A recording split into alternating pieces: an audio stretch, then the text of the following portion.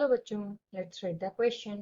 The concentrated ores are generally converted into oxides because A option is oxides are generally unstable, B option is oxides generally have high melting point, C option is oxides are easier to reduce and D option is all of the above. तो इस यहाँ से इस question में हमारा की concept कहता है कि हमें यहाँ पर आज बात करनी है ऑक्सीडेशन ऑफ ओर्स के बारे में। देखो जनरली जब भी हम अपने किसी ओर को यहाँ से जो कि इम्प्योर फॉर्म है उसे प्योर फॉर्म की तरफ हम लोग लाते हैं, तो ग्राइंडिंग क्रशिंग और सब के बाद जो हम वॉशिंग वहां पर जो भी मैग्नेटिक सेपरेशन जो भी प्रोसीजर वहां यूज कर रहे हैं, इसके बाद हम वहां पर एक और मेथड करते हैं, दैट इज ऑक्सीडेशन।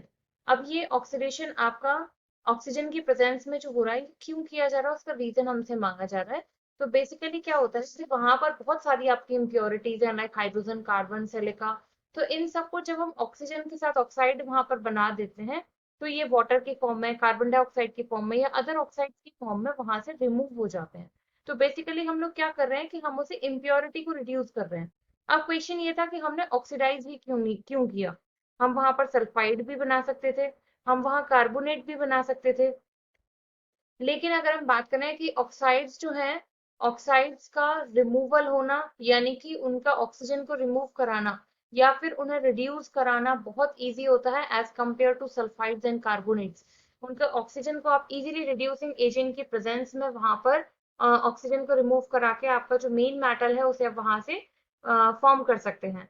तो अब देखो ऑप्शंस में हमें दिया हुआ था oxides are generally unstable, oxides हमेशा स्टेबल होते हैं। रेयर केसेस होता है अगर आपका जो मेटल है वो बहुत ही ज्यादा स्मॉल है साइज में, तो वो अनस्टेबल हो जाता है, अदरवाइज वो स्टेबल, मैक्सिमम जो आपके ऑक्साइड्स हैं वो स्टेबल रहते हैं। बी की बात करें हम यहाँ पे, बी में हमसे कहा जा रहा है ऑक्साइड जनरली है हाई मेल्टिंग पॉइंट, ये भी आपका रॉन्ग हो जाएगा। सारे ऑक्साइड्स का मेल्टिंग पॉइंट हाई नहीं होता, ये आपका वेरी करता है कुछ रेंज में, तो ये भी आपका रॉन्ग हो गया। इसके बाद सी की बात करें, oxides are easier to reduce, बिल्कुल ठीक है। डी आपका ऑल यहाँ से नहीं हो पाएगा, तो सी आपका हो जाता है यहाँ से correct answer. I hope you understood well.